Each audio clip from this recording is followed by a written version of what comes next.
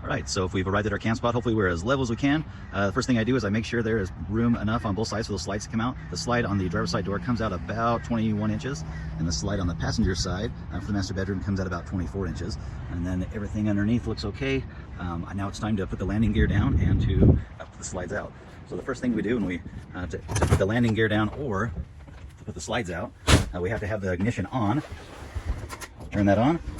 And the something I forget all the time is I have to have the emergency brake in, or this area right here won't work.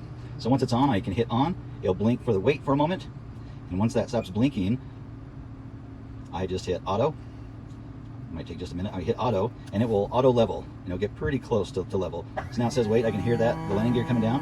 Usually does the front first. There we go, and then it will start doing the back.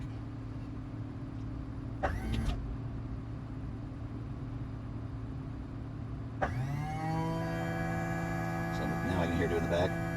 Now you don't want to have your wheels off the ground. So if your front wheels come off the ground, there's some boards in the back that we raise it up with a little bit, so it doesn't lift the wheels off. You can lift the frame up, but you don't want the wheels off the ground, just for safety. Now once it stops like this, looks like we are level.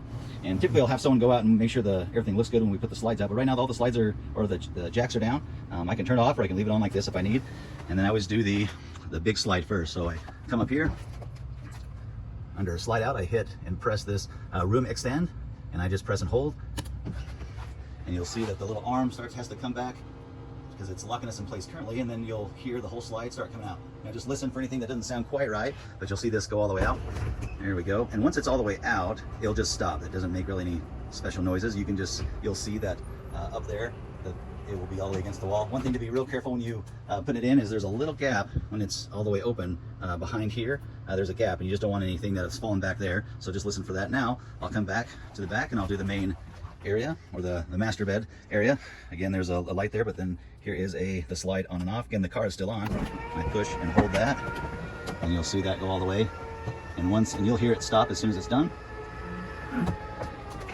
There we go, and all the slides out. So it's kind of nice because it creates a little bit of a gap here and a gap here. So when people are dressing, we can just shut this door, and they have a large area to get dressed. If there's kids getting dressed and there's other people in the RV, and then I can also look outside and make sure that everything looks good. So that's what it looks like when the slides out on the passenger side.